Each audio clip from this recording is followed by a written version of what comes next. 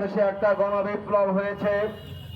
সেই গণবিপ্লবের মধ্যে দিয়ে বাংলাদেশে দীর্ঘ সময়ে জেঁকে বসা ফ্যাসিবাদের পতন ঘটেছে এবং বাংলাদেশের আকাশে নতুন সূর্য উদিত হয়েছে।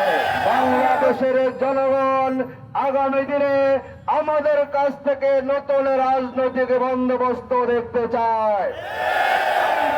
রাজনীতির নামে চাঁদাবাজি, দখলবাজি, সন্ত্রাস, অবৈধ টেন্ডারবাজি করা, জনগণের উপরে জুলুম করা এবং মন্ত্রী এমপি হয়ে গিয়ে দুর্নীতি করে কালো টাকার মালিক হয়ে বিদেশে টাকা পাচারের যে রাজনীতি আমরা দেখেছি, নতুন বাংলাদেশে এই রাজনীতি আর চলতে পারে না। যদি একদিন আপনারা ভুল করেন নেতা নির্বাচন করার ক্ষেত্রে, বিশ্বাস করবেন 5 বছর আপনাকে পস্তাতে হবে। ওই নেতা আপনার খবর নেবে না। ওই নেতা এখন মুখে মিষ্টি মিষ্টি কথা বলবে, আর যখন বিজি হয়ে যাবেন তখন কি করে ক্ষমতা দেখিয়ে জনগণকে জুলুম করা যায় তারা সেই পথে হাঁটা শুরু করবে। আমরা মনে করি এই পুরনো পথে আর বাড্ডাবাসী কখনো যাবে না। আগামীর রাজনীতি হবে পরিবর্তনের রাজনীতি। আগামীর রাজনীতি হবে মানবিক বাংলাদেশ গড়ার রাজনীতি। আগামীর ঢাকা 11 হবে অবৈধ টেন্ডার মুক্তের রাজনীতি। আমরা জনগণের শাসক নই, আমরা সেবক হব। আমরা নেতা হিসাবে আমানতদার হব।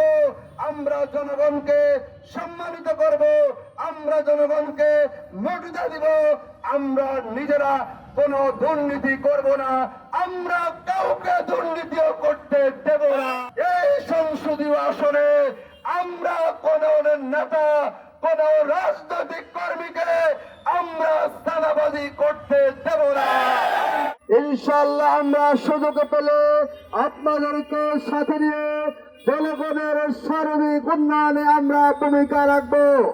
আমরা স্বাস্থ্য সেবা থেকে শুরু করে আমাদের এখানে যুবকদের কর্মসংস্থানের ব্যবস্থা করা, নিম্ন স্তরের মানুষের জন্য স্বাস্থ্য বীমা চালু করা, স্বাস্থ্য কার্ড চালু করা, একটা সরকারি হসপিটাল প্রতিষ্ঠা করা, সরকারি কলেজ প্রতিষ্ঠা করা, সরকারি স্কুল প্রতিষ্ঠা করা, কমিউনিটি সেন্টার প্রতিষ্ঠা করা, খেলার মাঠ প্রতিষ্ঠা করা এবং এই এলাকার যে যানজট সমস্যা আছে সেই যানজট নিরসনে আমরা আগামী দিনে কি করে বিকল্প ভাবে রাস্তা তৈরি করে এই সড়কের যানজট নিরসন করা যায়, ইনশাআল্লাহ আমরা সেই ক্ষেত্রে ভূমিকা রাখবো।